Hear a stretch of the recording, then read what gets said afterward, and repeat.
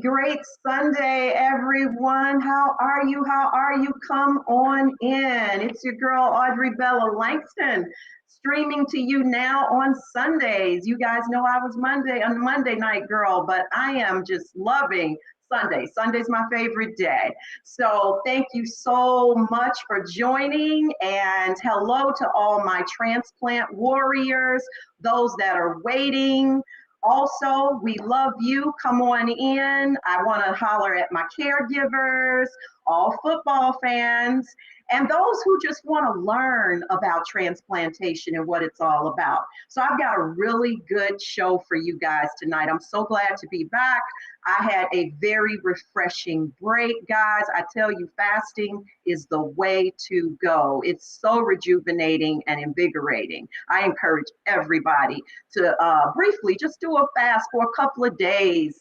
Purge your body. It helps to purge you of probably foods that you know are not good for you, which is always a good thing. And just to get in that spiritual place, a place of quiet and prayer, and to deny our flesh of the things that sometimes can harm us. So that's just a thought for you guys to think about that. It really is great for those that have not done it. So, couple of house norms. Please don't forget to smash that like button. Sharing is caring.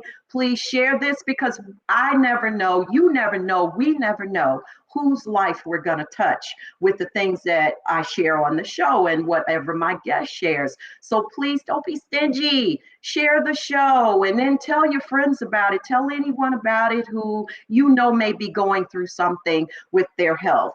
So I want you to be involved also in the show. So please put comments in that chat box, even if it's just, of course, your questions, but I really want you to put your comments in the chat box too from my guest. He's great at answering questions and giving clarity on some things that we may not understand about the donation process. I promise I will try to get to all of them. And please don't forget, even after the show, for those that may have missed it, it's recorded. So you can always come back. If you should have to step away for some reason, you could come back and also continue to watch or share it with someone else in your family who you think it might be beneficial to. So, okay, let's go. So I want to tell you a little bit about my amazing guest. He is originally from Pittsburgh, Pennsylvania, but he now resides in Atlanta, Georgia. He is 57 years of young life, and he has two amazing sons, and actually they are twins, Miles and Brock. I love those names. He was an active youth when he was young, and he engaged in various sports programs from football to hockey. He was a star athlete in each of those, and he is one of the greatest guys that I have encountered in this industry. His passion was fueled for sports because he played at such a young age. He received a scholarship and then went on to Indiana University, and he received that in football, where he studied and received his degree in business administration. And because of his outstanding athletic ability, he was drafted into the NFL as a running back for, guess who's playing today? Yeah, the Tampa Bay Bucks. In 1994, though, Bobby's life took a turn for the worse when he was diagnosed with CKD. And instead of him allowing himself to be a victim of life's lemons, brother made some lemonade out of that, guys. And he has dedicated his life to helping others as the director of multicultural education program for Lifelink of Georgia. Everybody, please welcome former number 25 of the Buccaneers, Mr. Bobby Howard.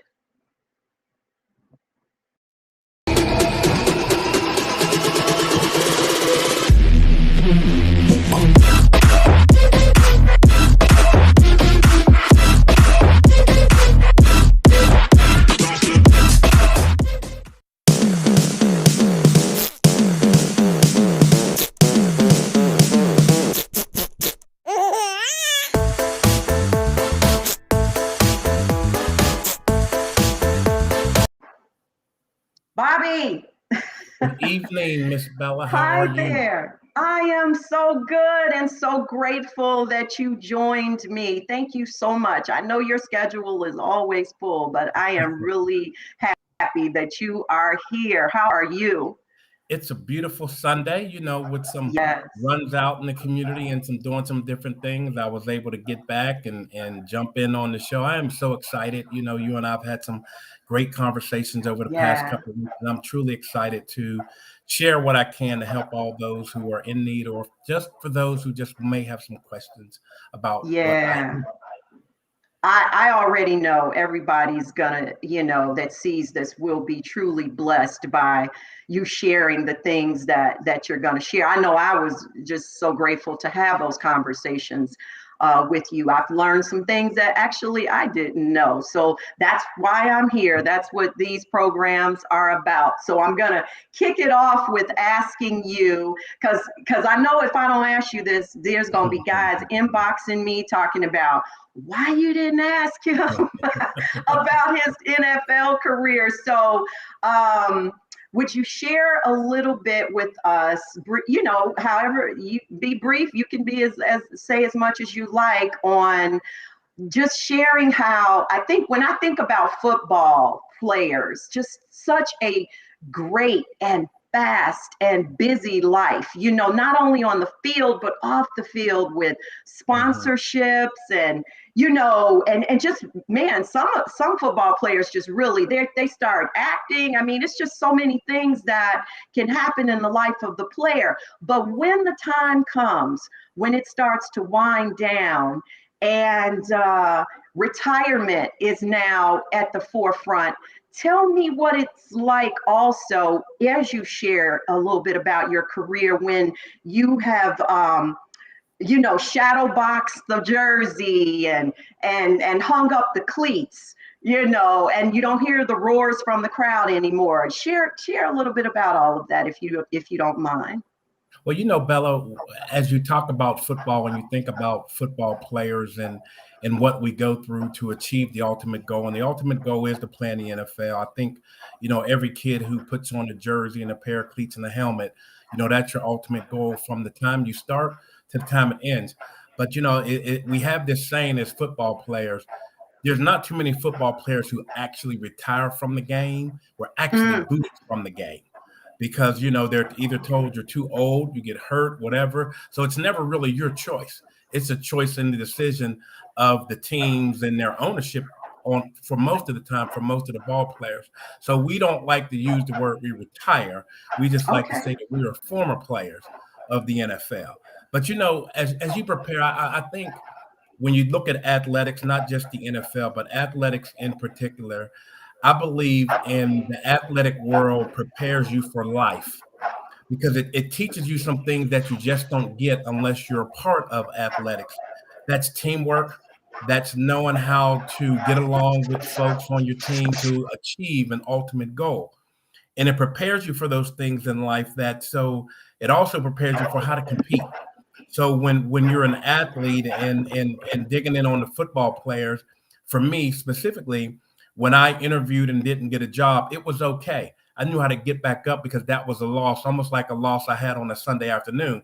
That loss was over. We had to get ready, prepared for the next game. That's how I look at life. And as you move things along, when your life changes, that football was over, and you hang up the cleats and you put those shoulder pads up, and you're never going to do it again.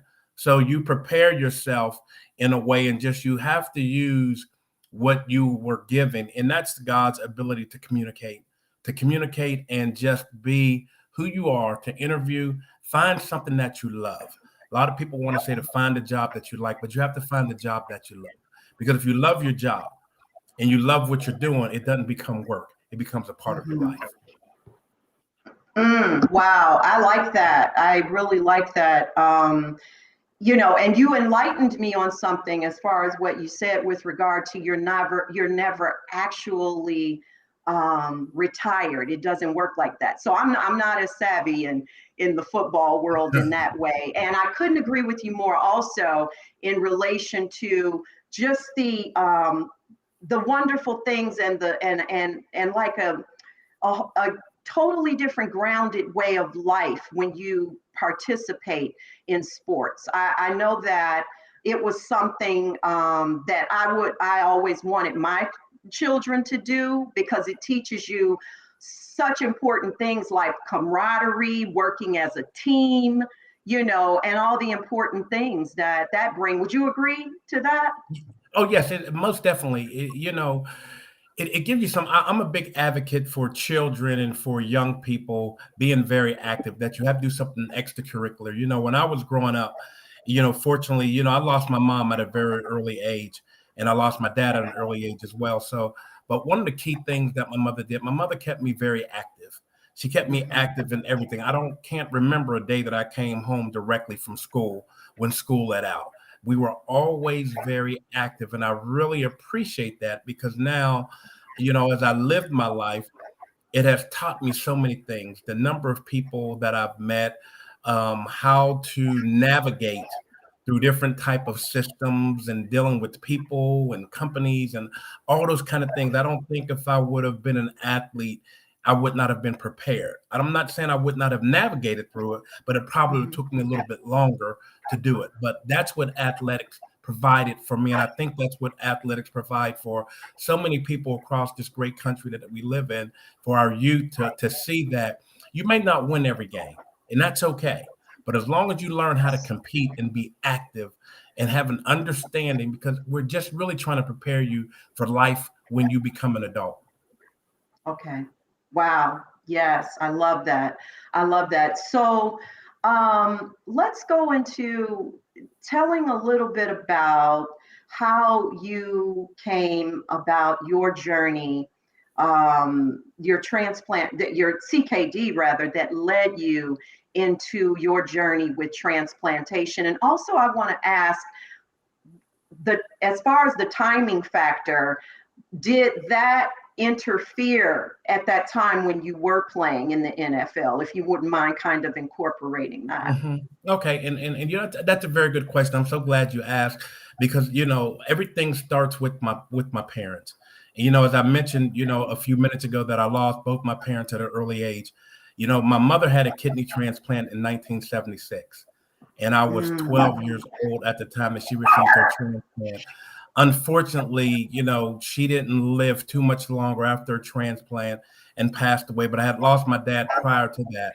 So growing up very young, sort of with no parents and living with a sister. And by the way, I'm the youngest of 11. Oh And, my so God. I come from a very large family. And it's so ironic, playing football, when going through that, I never experienced any health issues as I was playing, and even, playing with the Buccaneers in the NFL. Nothing really happened to me till football was over.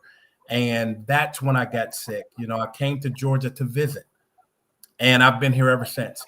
I had a blood pressure on August the 12th, 1994, of 268 over 175 was my blood pressure. Wow. I was 28 years old at the time.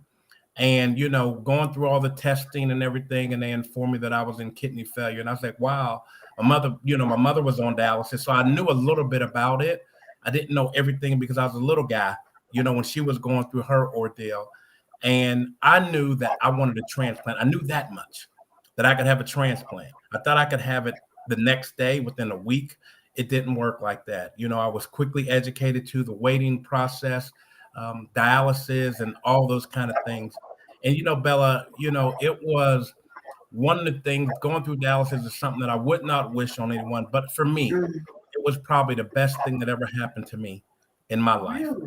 Because, and I say that in the sense that sometimes we have to go through something to find out who we really are and know what our true purpose on this earth is for. So I believe going through my ordeal after my mother, because it's so ironic, me being the youngest of 11, none of my other brothers and sisters had it except me. Mm, And so going through that whole ordeal, I think it taught me that one of the things with being an athlete in this country, and when you reach that ultimate and that pinnacle of playing the NFL, we're very spoiled. We are handed everything, tell them when to go to doctor. Everything is set right there for you. And we become very selfish because the general public treats us like we're major superstars, that everything is there for us. So going through this ordeal, that's how I live my life. That you were supposed to like Bobby Howard. You're supposed to give Bobby Howard these things. But when I was on dialysis, what I realized, everyone else who was on dialysis, we were all in the same boat. There was no difference of our background, our age, our ethnicity. None of that mattered. The only thing that mattered is that we all needed a kidney transplant because our kidneys have failed for whatever reason that may have been. And that changed my life. That changed me into the person that I am today. It changed me into the person to really feel that, life isn't truly about Bobby Howard. Life is about the help and what I can do for others who are less fortunate. So that's what I Mm. learned. And that changed my life from that point on, for me being a better person, a better man, to truly understand what life is about, that life isn't about me. I am just a small, tiny piece of the puzzle on this place that we call Earth. Now you know you shouldn't rehearse lines like that. I love it. Oh my God, I love it.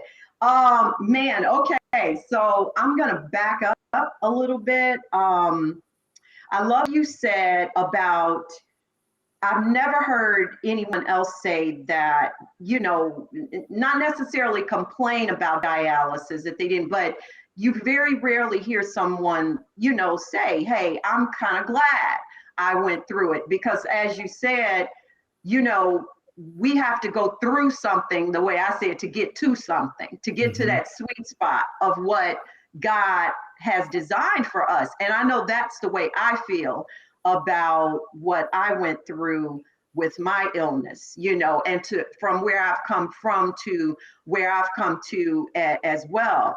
And I think this is the way God will use it to shape us and mold us into being those advocates and the voice, excuse me, for others who aren't as strong, who aren't even as vocal. We do still have introverts versus extroverts, and some half and half, And so that's one of the things I love about this industry that we're in. We can help so many people this way. And I know, Bobby, you and I were having a conversation. And before I get to that, I think it's amazing too how your mom, with your mom having succumbed to kidney disease and losing her to it, and the 11 brothers and sisters. Wow. And you were the only one to get it.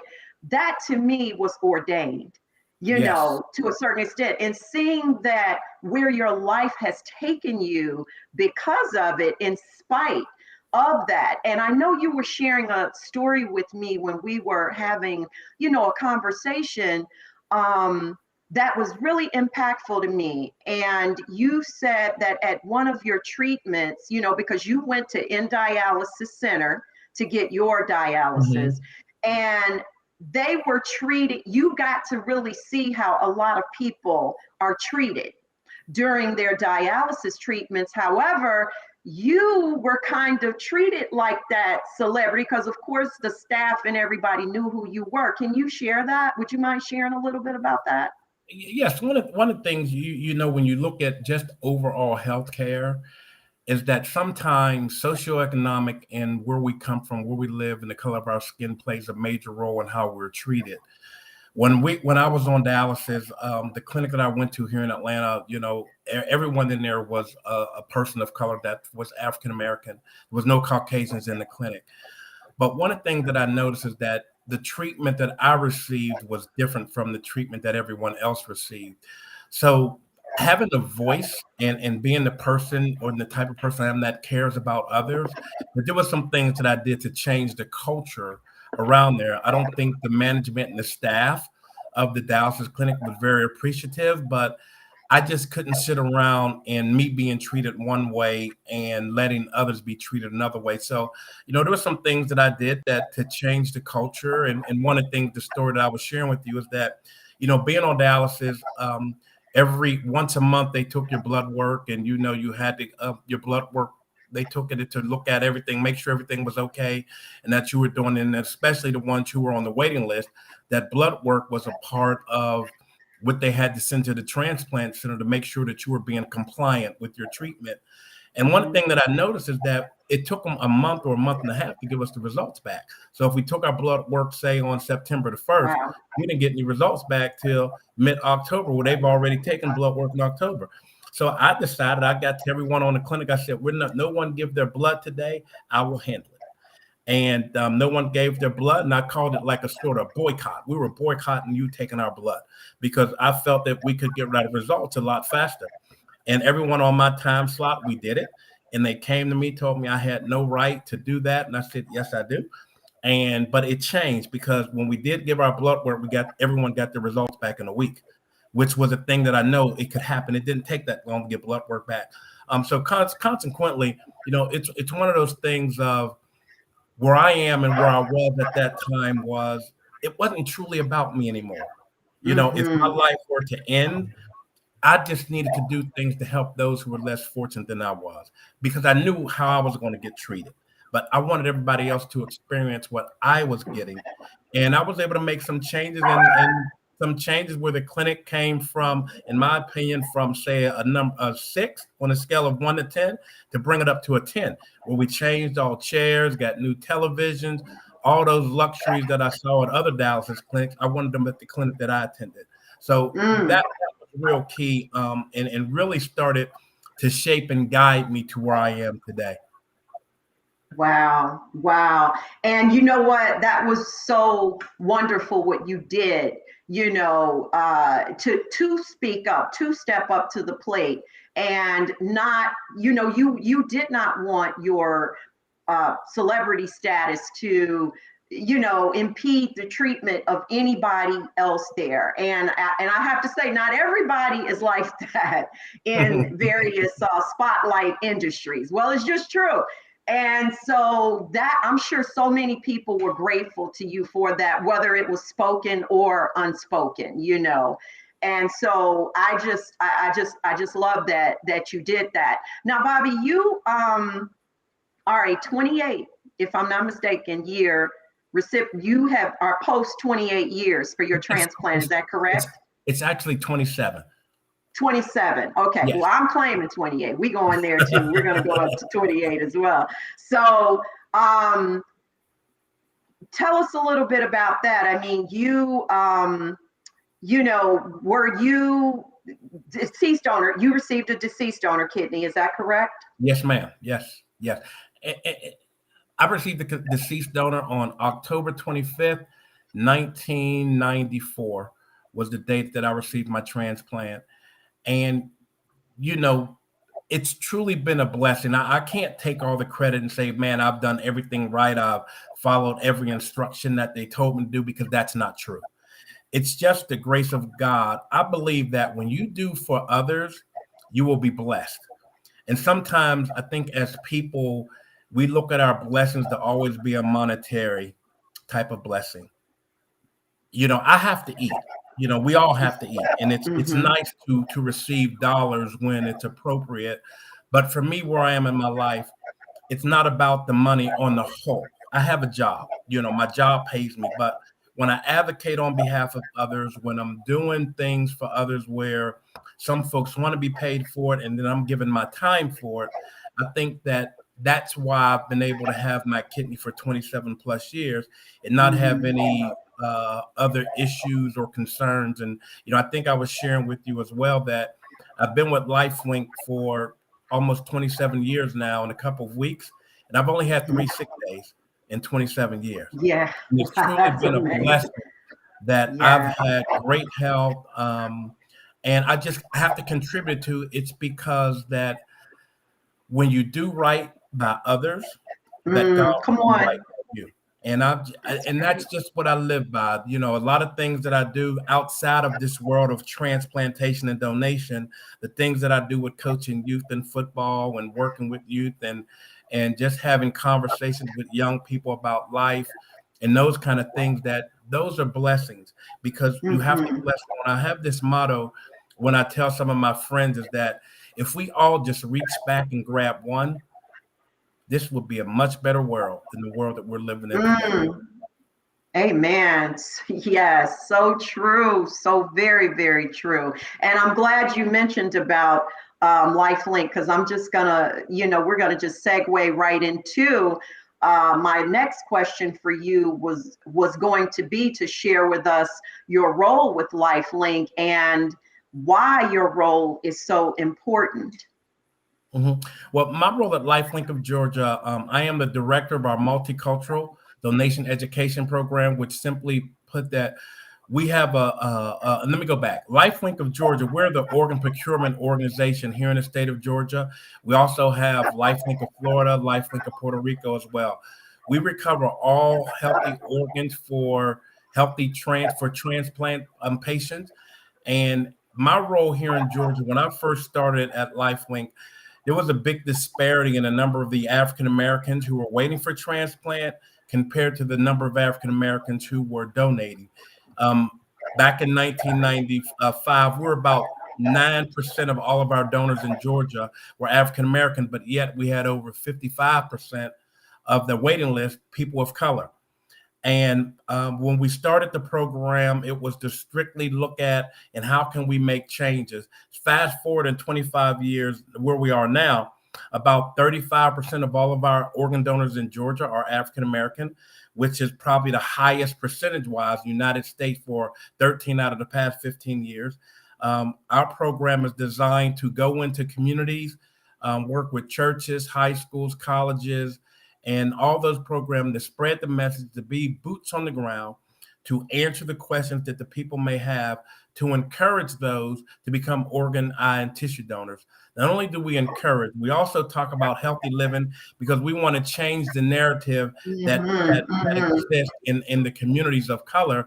Is that especially, I joke a lot about fried food all the time. And I say, man, we fry everything, even pickles, even Oreo cookies, we fry everything. Yeah. And if we just change that narrative and start eating differently, and if we take better care of ourselves, and that includes exercise, drinking more water, all those things will help prevent some of these diseases that run rampant in our community. Mm-hmm, mm-hmm. Yeah. Absolutely. And also in what you said, you're right about the healthy lifestyle. See, we have a propensity to, in medicine, to band-aid the situation instead of addressing the problem, that's causing the situation. So I agree, with what you said about healthy living. That's what's important, to teach people a healthier lifestyle. And Candy said, I saw a post where she said, yeah, all patients should be treated the same. Everyone has a medical bill, coming. And yeah, I agree with you, Candy. Thank you for sharing that. Is a child of God. That's right. We are. And we all deserve the same treatment, no matter what race, color, or creed that you are. And Steve had put up, Steve Belcher put up 27 years with a cadaver donor. That's awesome. It really is. And that just goes to prove that, and I love the doctors. I'm not taking away anything from them. They are doing their job, and they're doing it to, I'm sure the best of their abilities and what they were taught and trained in. However, numbers like yours, 27 years. And I had another gentleman, in fact, the longest post-kidney transplant, 45 years, George Franklin, I believe is his name. I'm sure you probably even talked to him or met him. This is defying the odds of medicine, and I believe that it's not only that. I mean, this is definitely ordained by God, but it also, I think, helps to live a healthy lifestyle. Just what you were sharing. See, it's like a package deal. It's a physical and a mental package that people who are like us need to have in order to help maintain that kidney. I'm excited, and I'm nowhere near you. I mean, I'm coming up on 17 in March, and I am just so grateful. Well, Bella, it's one of those things. I think in order to get people to have a clear understanding for those who receive transplants, we have to continue to have programs like yours across the country. We have to continue to have advocates for people, because one of the things that I notice a lot about patients who receive transplant, sometimes once you receive your transplant and you go to your visits in your first year, your year and a half, all that communication starts cutting off. And we have to continuously keep teaching the right way. People like you and I, of course, we're very fortunate, we really care, but everyone's not like us. True.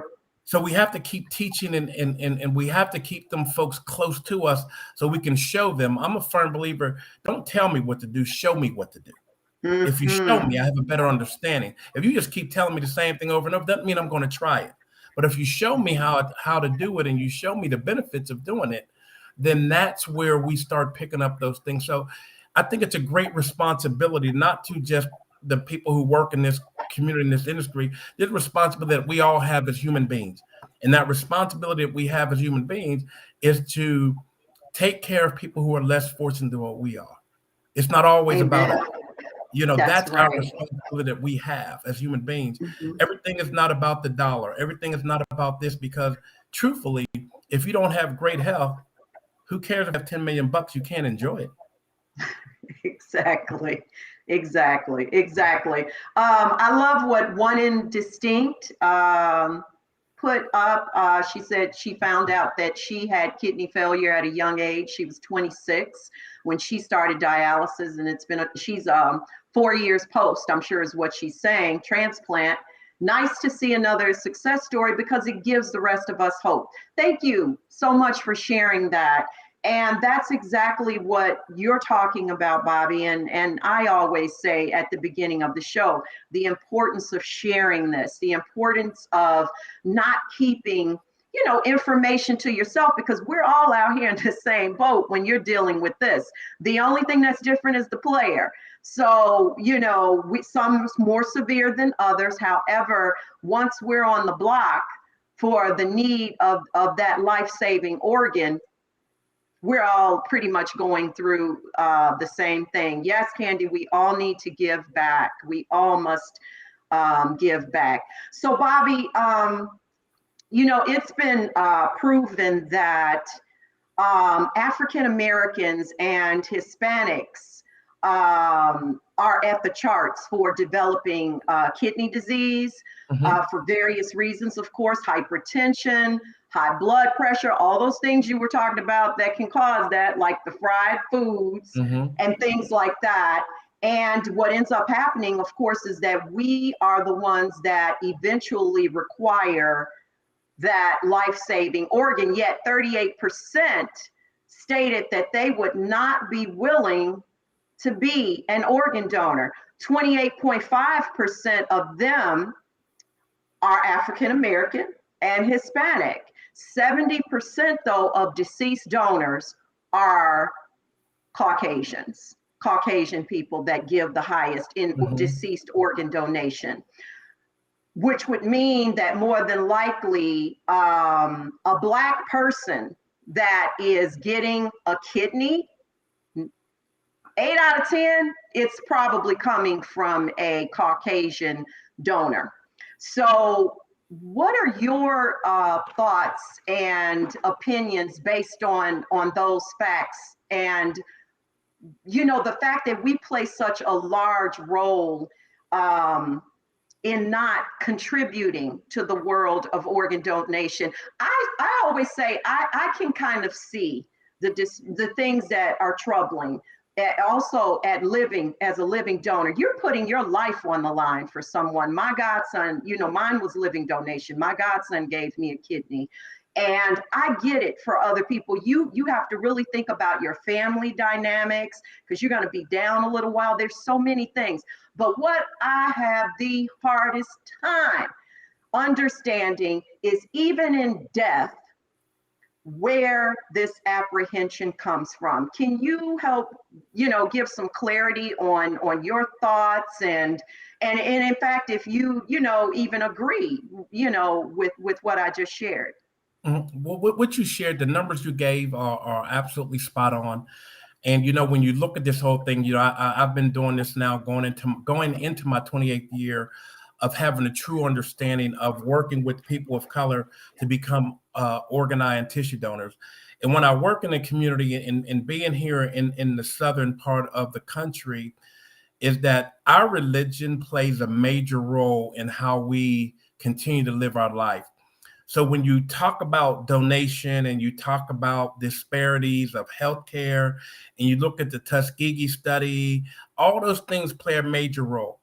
And when you have a community that's been treated unfairly for so many years, and now you have organ donation, is that now that we want, when your loved one passes away or when you pass away, we want you to make that decision to give something of you to help someone else live. That's very challenging for a community that's been treated the way that the Black community has been treated in this country. And Mm-hmm. so now when we start looking at these numbers, and because there's so much distrust of healthcare amongst our community, that we have to change the paradigm of having this thing of doing more research than what we have in the past. That when we go see the doctor for one thing, and if he tells us this, doesn't mean that we have to believe him. We have the option to go see and get a second opinion. All those Mm-hmm. things filter down into our the way that we make decisions about what do we want to happen when our body is over. So when you go back to the religious point of it, I think the longer I do is I have to have all these little anecdotal sayings and little jokes about it. And one of them that I think about a long time is that I have a hard time understanding is that when you look at the Bible and you look at the Christianity way and how we believe in all these things in the Bible, and when you truly think about organ donation, God has already gave you the transcript and what we should do. It's just that when we Mm-hmm. interpret things, we all interpret things very differently. So when you look at John 3:16, for God so loved the world that he gave his only begotten son, when God made a sacrifice so that we all could live. And when you break that down and you look at things a little differently, when God took the rib from Adam to create the most beautiful creature in the world, that's a woman. That's a form of donation. Now, it may not be the actually organ that we talk about, but it's still, he took something from one to give life to someone else. Isn't that what we're talking about, donation? Taking something from one to give life to someone else. That's the whole key of how I look at this thing of organ donation. So as people, we have to have a clear understanding of, especially in our Christianity background and our belief system, if we're truly going to follow the word, then let's follow the word. Let's not follow the word when it only benefits us. Come And I on. think Mm-hmm. sometimes that we only say thank you to God when things are going great for us. Why don't we ever thank God when things aren't going great for us? Because sometimes God's just giving us a test. So we have to thank Mm-hmm. God for giving us a test. But we only thank Mm-hmm. God when it's going great. When it's going bad, we say it must be the devil. I don't think the devil plays a major role in our lives at all. But I really That's right. believe that if we stay true to what we believe in, this shouldn't be a problem. That this too shall pass. Mm-hmm. Love it. Yes. Yes. Love the Adam and Eve thing. So very, very true. So based on that, what what do you think are some of the potential strategies that could possibly eradicate some of these myths and misconceptions? Now, I'm going to share a few because that right here before you answer that question, Bobby. And these are definitely all true that we often hear. And with me being an organizer for Lifelink of Florida and speaking at so many engagements on the importance of organ donation and trying to get people to sign up, we got compiled here some of the most popular misconceptions. If I am in an accident and the hospital knows and the hospital knows I want to be a donor, the doctors will withhold treatment and not attempt to save my life. Another one is no one, this I generally get from a little people, a little older seniors. No one will want my organs because for one thing, they'll say I'm too old, or even somebody from our genre will say, no one will want my organs because of my medical history. You know what I mean? That's what they'll say. Besides, the older ones will say, besides, I'm too old. And then, of course, there's the most popular, my religion does not support organ, eye, or tissue donation. You familiar with those as well? Yes, ma'am, Miss Bella. And I want to answer the number one and number three. I'll leave number two alone. But Okay. number one, when a lot of people share with me, they say, well, Bobby, you know, if I registered to be a donor, I don't think that they're going to save my life. Now, we all know that healthcare professionals are there to save your life, not take your life away from you. And so that's a Hippocratic oath that they take in healthcare, is to save your life. Now, when everything has been done and they've exhausted all their options that they have, that they know of, and remember, it's called practicing medicine. It's not a science. And so when life's over, that's when we get involved. But now I developed another answer, is that, think about it. Let's think about this. This whole country and this world revolves around money. If you go to the doctor and Dr. A sees your driver's license sign and he lets you die, how does he make money? So it behooves him to keep you alive. It's not to let you die. He wants to keep you alive because that's how he's going to feed his family. That's my silly answer that I give. But the first one is the truth. But I give you answers to think about what we're saying when we say those things. Now, from the biblical side, where it says, I want all my organs to go to heaven. I believe that's what you said. Is that correct on number three? Yes, number three was I want my religion, regarding the religion. Yes, my religion doesn't support organ donation. Okay, and here's my answer when I hear that, is that sometimes, especially people of color, we know in our community that we were taught from a very early age that we don't question what anybody's religion is. So we use that to a T. Now, my religion, if you ask me, I'm going to ask you, what religion did you come from? And when you tell me that, then I'm going to explain it to you, because I do know that all major religions support organ and tissue donation. It's a personal decision. But I want to ask you, because I want you to dig deep. I don't run from things. Now, some people who do what I do across this country, they run from that question. I don't run. I love that question, because I need to educate you to get you a better understanding. And then sometimes we got to be careful.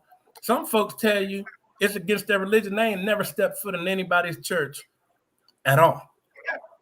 So, so that's why because I know that. Right. And also, and after I make this point, Jared, I see where he had a really good question too. But also what I try to get people to understand, Bobby, is that especially with regard to question one, about they're going to let me die if I have to go to the ER about something. There is a protocol with OPO/Lifelink/Donate Life. When there is someone who is registered as a deceased donor, they still what is done is very, very strategic and strict. They still have to go through various channels. It's not even the doctor's decision. Am I right? I'm sure you're familiar with this too. And absolutely. Correct. That's what I really like people to see, because we're talking about legalities here. Even if someone is a willing donor, the family still has a right to give some input, but there's a protocol, correct? Yes, there is an actual protocol of that whole process and how that takes place. Now, each hospital has their own way how they're determining in that process. But when Lifelink gets involved in that process, all those protocols and things have been taken care of. And even when Lifelink does get involved in working with the family, there's a protocol that follows after that. There's paperwork, documentation.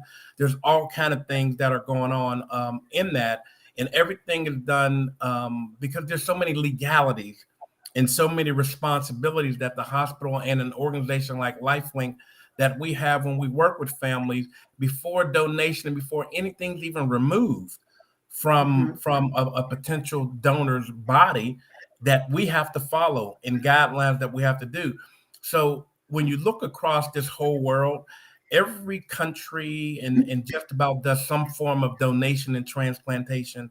Here in the United States, we have the best system. It's the best system. And can it be improved? Yes, it can be. Just like anything else can be improved. But right now, we are operating under the best system in the world.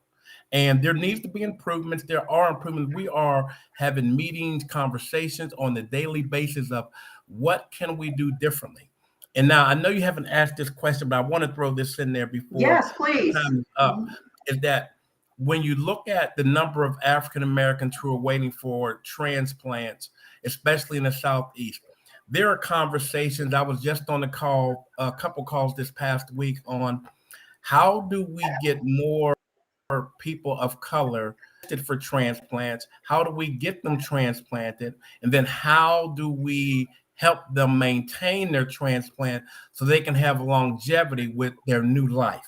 So there are conversations going on daily about improving what we have in place today. It's good, but it can be improved a lot better than what we have. So I just wanted to let everyone know is that, just be patient, just like everything else. It's constantly conversations to improve. And the great thing about it is that I've been asked to be involved in some of these conversations to give my input because I've had my transplant a long time. And it's been working well because now I have people hearing me saying, just from the patient point of view, of that, this is what helped me and this is what we need to put in place.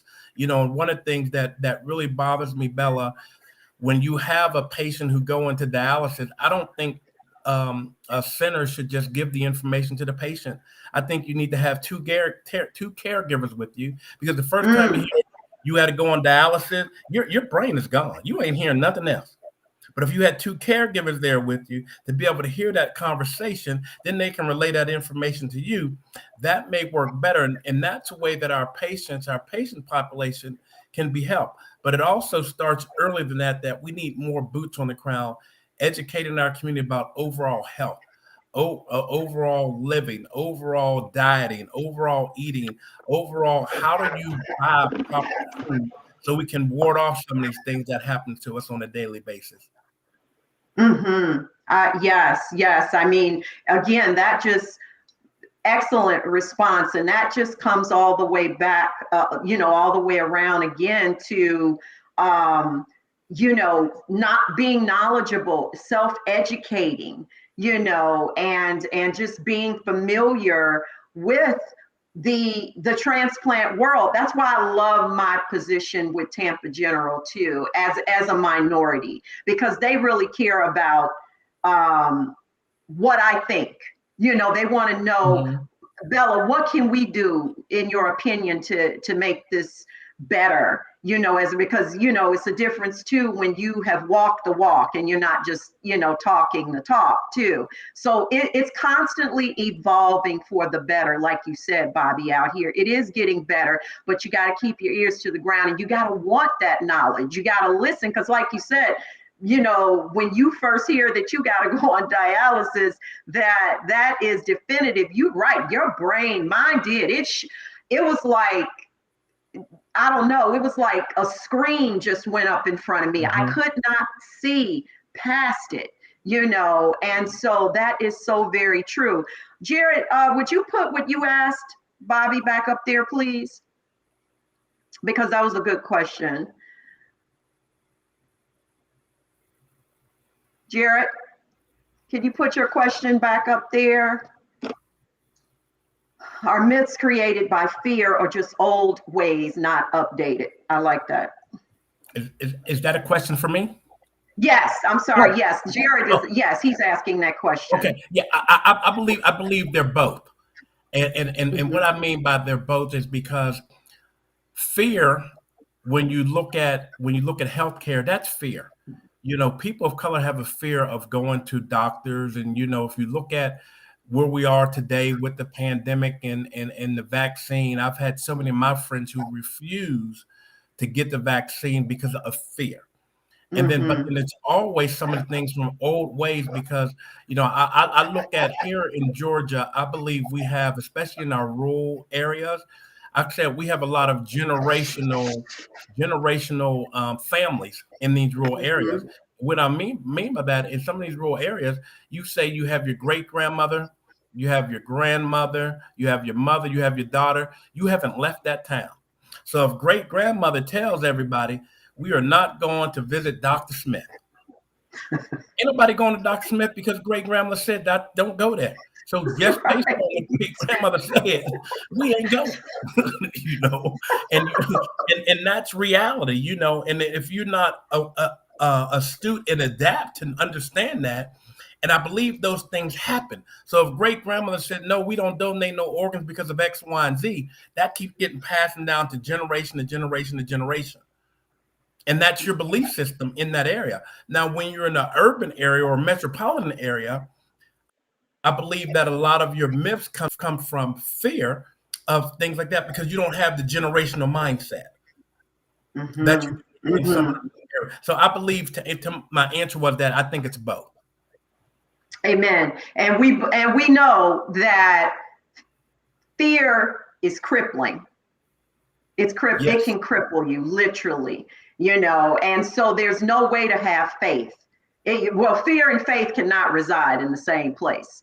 That's for sure. So you got to either, have one or the other, and one is going to win, Yes. and we know that the enemy wants us to reign in fear, because it's going to cripple us. We can't see past it if we're sitting in that place. Please put up the other questions, Jared, if there are more, or comments. I've been seeing some good ones. I'm just, yes, faith over fear. That's right. Mhm. Yeah, it's important to self-educate. You have to, when you are hit with the shock of kidney failure, you don't always think or ask important questions right then. That's so true. You don't. And that is the time just to know, after we go through, not past, but through those little, I think they call it like the 5 stages of grief, I believe it's Mhm. called. I know I went through it. I think it was only two I didn't go through. I was never going to give up. I'm not cut from that cloth. Prayerfully, and I will remain in that place for the rest of my life, that state of mind. But the shock, the anger, the fear, the why me, I went through it, like I said. And then it came to, okay, I'm dealing with this, and this is how I'm going to deal with it. The first thing I'm going to do is I'm getting ready to start educating myself on this. Now, I had no idea personally that that would happen to the magnitude to which it has happened in my life. And I would be sitting here right now, live, being seen, probably all over the world by people sharing. But again, this is why it's so important for us to be able to deal with what we deal with, like you said, Bobby, because you had me cracking up on the great grandma thing, because that brought back memories. That's exactly the way it was with our relatives back then. And even in what you said about, because it was still in my mind about foods and how we eat. One thing I will say regarding that is, if you think back about it, all of our grandparents, great grands, everything, like you said, they ate was fried. But guess what? People were not succumbing to the type of illnesses that we are today. And if it wasn't Thanksgiving or Christmas, it wasn't being baked.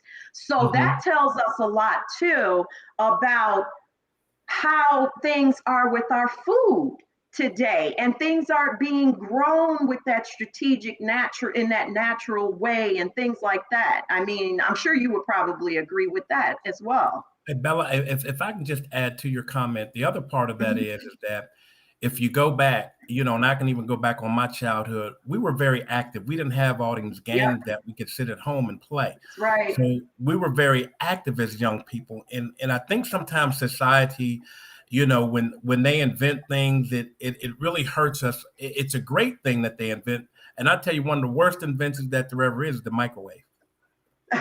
A lot of And, people and I'm say not, that. and the reason why I'm saying it's the worst, if you look at our overall health, because now you can get a meal in 2 minutes compared to somebody really cooking a meal and where it comes from. So there's just a lot of things that that we have to do as people, and not just we have a unique community in this transplant donation community. It's one big family. I say that we're all special, that we were all chosen to go through this. And if you're chosen to go through something, is that you must share what you're going through so others aren't in the same boat that you're in. And I think that's why we've been chosen, because I believe that we all can handle what we're going through. And when you Hmm. can handle it, because not a lot of us make it. And that's the reality. And if we're still here because we're going through it, then we've been chosen. And what is our purpose Absolutely. when you're chosen? Your purpose of your chosen is to help those who are less fortunate than what you are. Absolutely. Yes, that is so true. Yeah, Jared, foods just taste different from, when I'm assuming what he's saying is not when they're prepared in the microwave, and they taste different when they're in the microwave. And that's so true too. And also, one of the number one killers of everyone, and I don't think race necessarily has anything to do with this, as far as altering, just the chemistry of your body, processed foods. Everything is Hmm. frozen now. People don't want to cook. Everything is about fast, fast, fast. That's killing people. We're not taking the time to prepare healthy meals. We're not feeding, more importantly, our children healthy, right? It's so many. Yes. I have never seen so many obese children in my life.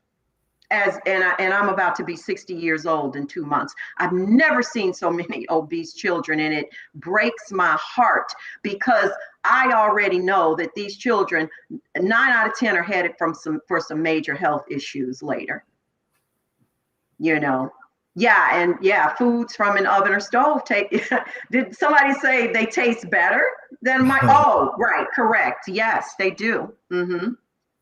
Yeah. So we need some major changes, to take,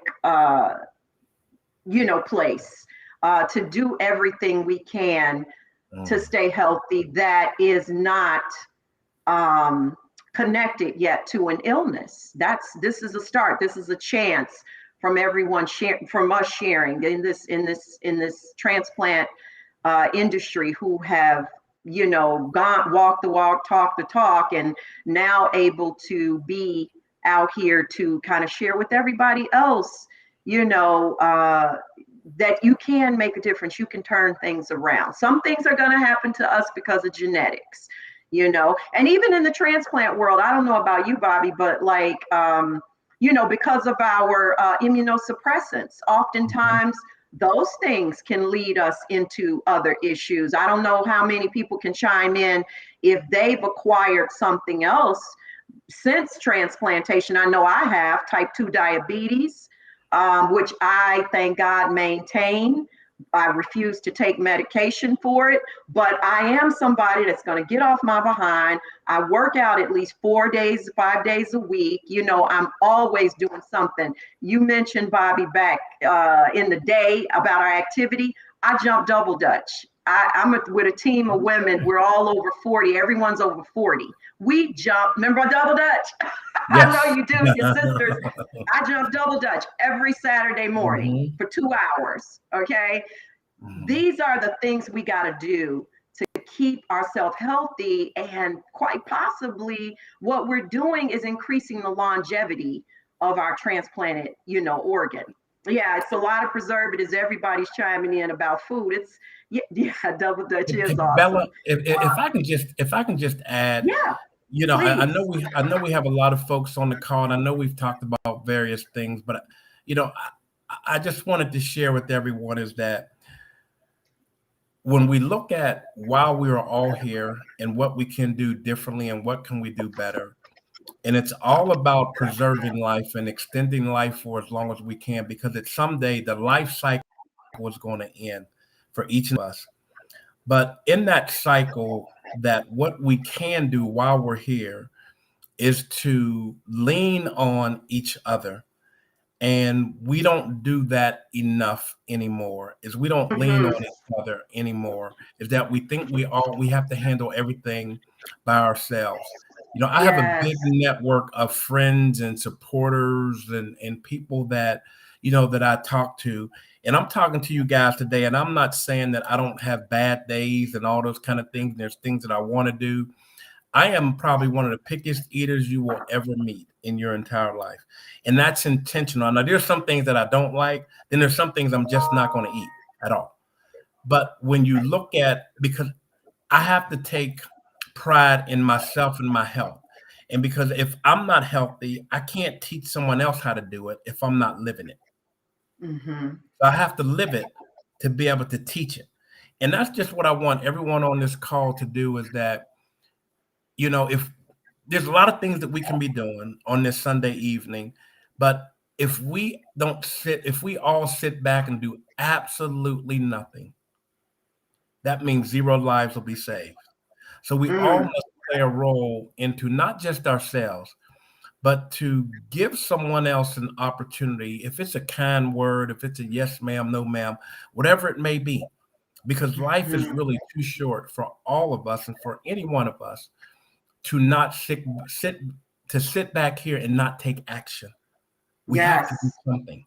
We have to take Right. action, and we have, and I always say, if you want to be about it, if you want to do something, you got to be about it. So be about and be intentional in what we want to do and what we're trying to achieve and what we're trying to accomplish. And that's giving back and helping others. And that's just truly where I am in my life. And hopefully that some folks on this call will hear me, is that life isn't about you. It's not truly about you. You may think it is, but it's not really about you. It's about you and what you can give to others. That's what it's Mm. truly. Mm. Excellent, excellent way even to get ready to close out, Bobby, because my last question to you was actually going to be, what would be the best advice that you would give? That's overall great advice what you just gave for any and everybody. And that question was going to be the best advice for a post transplant recipient or someone in waiting. I'm always thinking about my people in waiting, because I know and what they're going through in waiting. Friend of mine, Philip Jones, I don't know if he's still on here, Jared. I think I saw where you were talking to him. He hosts a podcast too. He and his friend Tafaro, A Second Chance, and um, he told me earlier he had to go over to the hospital. He's on dialysis. He's waiting, I believe, for a second kidney. Mm. So obviously the first one failed. But Well, let's you not know, say it failed. Let's not say it oh, failed, Billy. okay, Yeah, okay, we have to change and make it a positive out of it. okay, That okay, it didn't fail. It just ran its course. okay. That's true. It ran its course. Exactly. Yeah, exactly. I like that better, and I will definitely implement that from now on. Not a failure, because it did what it was supposed to do for the time to which it was supposed to do it, and I Absolutely. know God's going to get him another one, which is what I Yes. always tell him.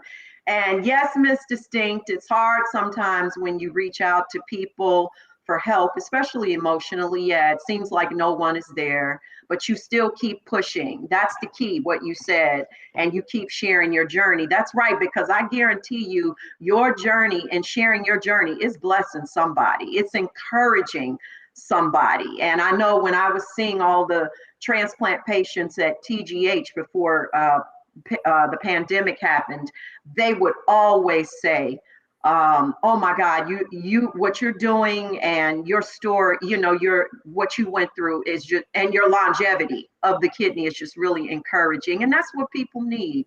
We all need that. So what would you say about that, Bobby, as far as, like I said, those, just an encouraging word for those Well, waiting? for those of us who are waiting, you know, don't give up. Live your life. Continue to live your life. And in all honesty, you may not ever get a transplant, but doesn't mean life is Mhm. over. You just have to adjust and accommodate to live the way that you want to live. I know when I was on dialysis, I enjoyed it. I mean, you know, I had my struggles with it, but Yeah. don't let that beat you because you have to beat Mm. it. And I believe that it's mind over matter. If your mind tells your body that something's wrong, then something's going to be wrong. But Mhm. if you just have a condition for a little while, you can continue. So for those of you who are waiting, don't give up. Live your life the best that you can. Because the reality Mhm. is we may not all get that opportunity to have a transplant. So we can't sit Mhm. back and say, wow, I wish I'd have did this. Enjoy it. Yes, Enjoy that's life. that's right. Because tomorrow isn't promised to none of us. That's the truth. Enjoy it to the fullest. Wow. Well, thank you so much, Bobby, for just such empowering advice and words. Any more questions or comments, Jared? Um, I've not met you, but I'm waiting for liver and kidney. Oh, hi, Mm. Joellen. Amen. God bless at TGH. A friend of mine got her liver from there from Dr. Dan Reedy. Did the procedure. You're in the back. You're in a great hospital. I do have to give props to TGH. You know, they are probably number 3 in the U.S. for transplant centers, and a great transplant team. I wasn't, guys, I'm from Chicago.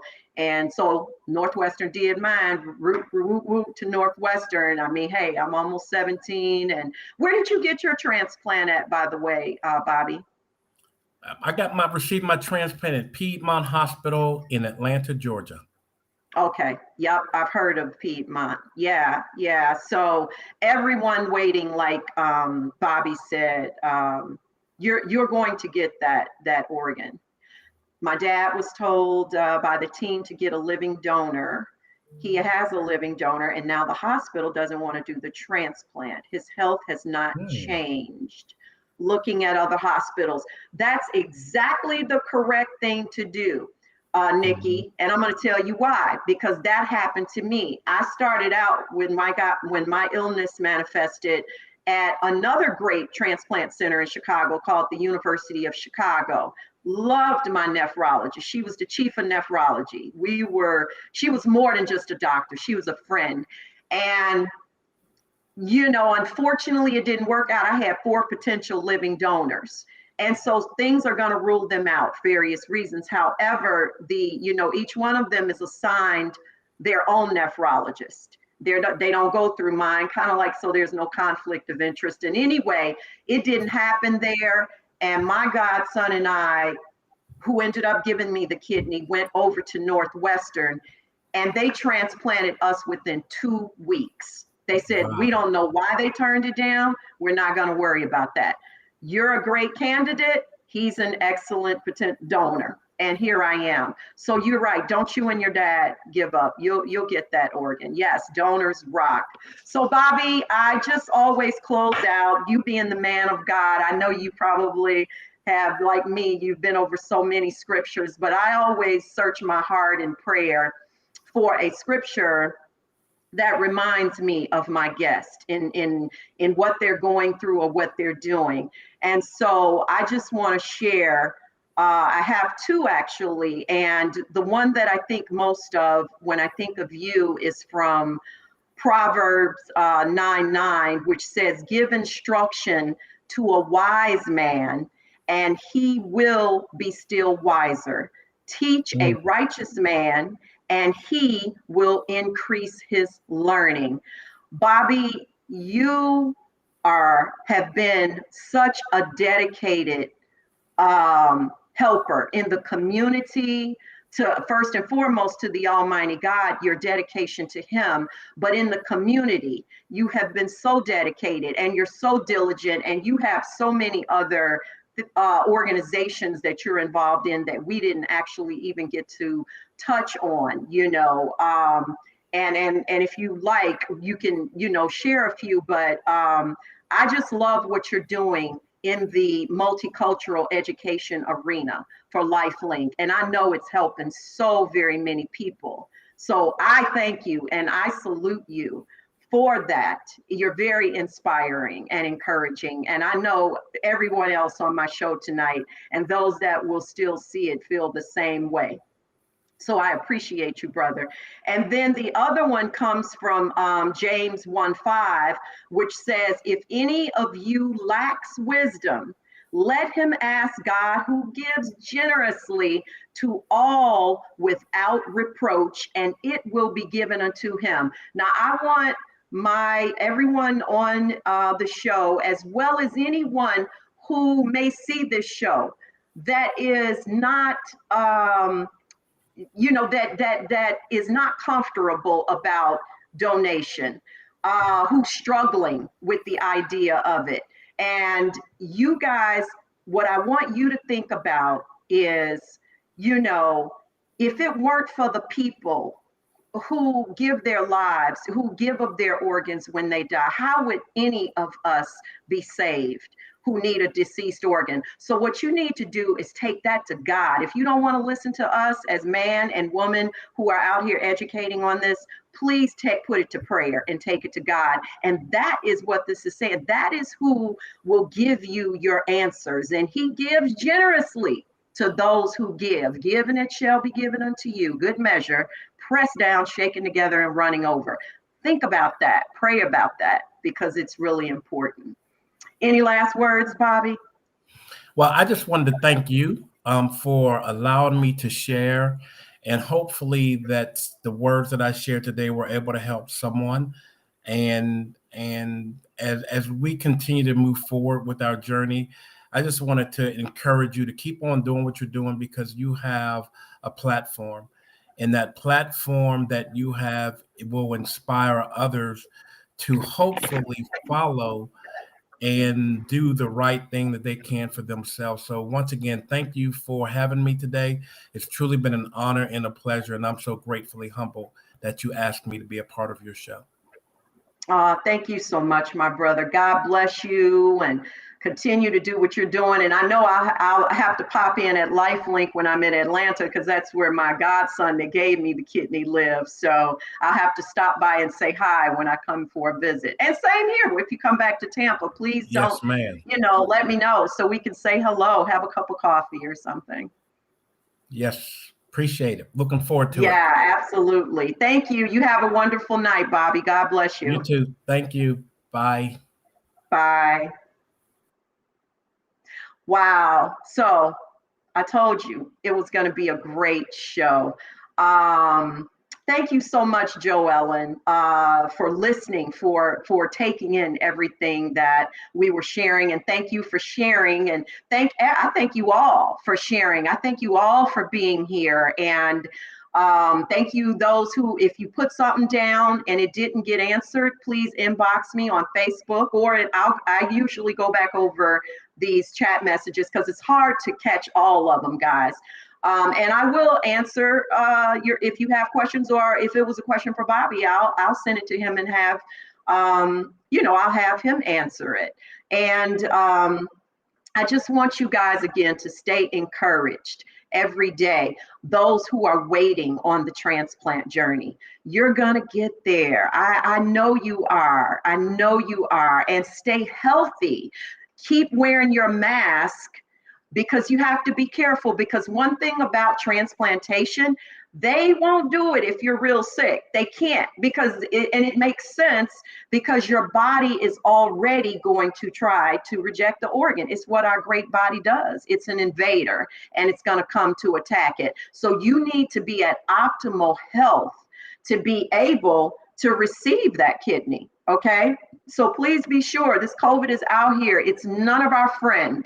And wear your mask when you're around people, grocery shopping in stores, whatever. Wear your mask, and just keep in mind that no matter what, we are here. I am here. You've got our other shows. You've got Jarrett. in Warriors Quest. You've got Steve, with the Steve Belcher Show, putting out all kind of information about dialysis. You got Uncle Jim. It's a lot of us out here. Thanks so much to everyone that I saw today that I didn't get to holler at. My girl Trish, lifting you up, Philip, because I know you're not feeling well, and I know you're going to be fine. And I'm happy to be here on Sundays. This is a good time for me, guys, because I'm not really a late night person. So this time is a great time. I hope you have enjoyed the show tonight. Please, please, please do not forget, if you have not smashed that share button, smash it, subscribe also on YouTube, on my page on YouTube, and also on Facebook.